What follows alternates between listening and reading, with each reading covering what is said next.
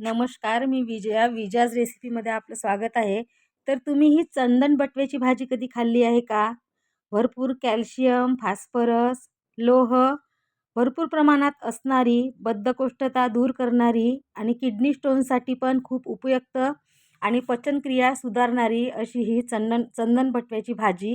जर नसन खाल्ली तर या हिवाळ्यामध्ये सीझन जायच्या आधी पटकन खाऊन घ्या. ही खूप भाजी आरोग्यदायी आहे. तर चला भाजी कशी करते ती बघूया. तर चंदन बटव्याची भाजी सहज मार्केटमध्ये उपलब्ध असते किंवा शेतात पण मिळते. गव्हामध्ये पण ती उगवते. तर ती आणायची, ती छान अशी खुडून घ्यायची आणि स्वच्छ पाण्याने धुवून घ्यायची आणि टोपलीमध्ये काढून ठेवायची. एक गाठा लसूण इथे मी घेतलेला आहे सोलून आणि छान मस्तपैकी लसूण असा हा ठेचून घेतलेला आहे.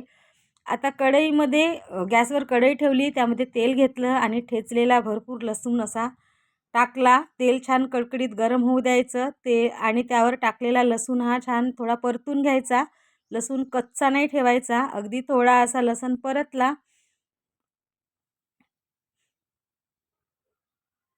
की त्यामध्ये हिरवी मिरची, कांदा उभा चिरलेला. इथे मी 2 बटव्याच्या भाजीच्या जुड्या घेतलेल्या आहे. त्याकरिता 3 मीडियम साईजचे कांदे चिरून घेतले उभे उभे आणि मिरच्या.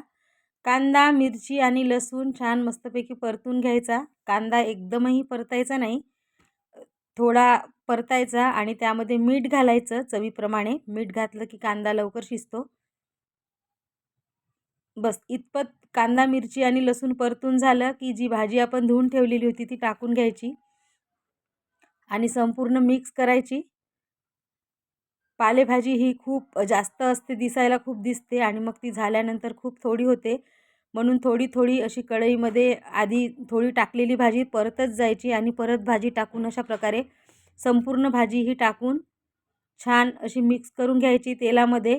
झाकण न ठेवता शिजवायची भाजी छान अशी मोकळी होईस्तोवर. तर पाहू शकता भाजी ही तयार झालेली आहे. खूप छान आरोग्यदायी अशी ही बटव्याची भाजी नक्की खायला पाहिजे. या सीझनमध्ये तर खूप खायला पाहिजे. 2 ते 4 वेळा आपण नक्की खायला पाहिजे. तर ही भाजी भाकरीसोबत खूप छान लागते. ही रेसिपी माझी कशी वाटली मला नक्की कमेंट करून सांगा आणि आवडली असेल तर नक्कीच माझ्या व्हिडिओला लाईक करा आणि इतरांसोबत शेअर करा. माझ्या पेजला सबस्क्राईब करा, फॉलो करा आणि ही चंदन बटव्याची भाजी या सीझनमध्ये नक्की करा आणि खा आणि मला सांगा की कशी वाटली आणि तुम्ही खाता का हे पण सांगा आणि तुमच्या भागामध्ये या बटव्याच्या भाजीला दुसरं काही नाव असेल ते पण मला सांगा. Bye bye. पुन्हा भेटू अशाच एका नवीन व्हिडिओसोबत.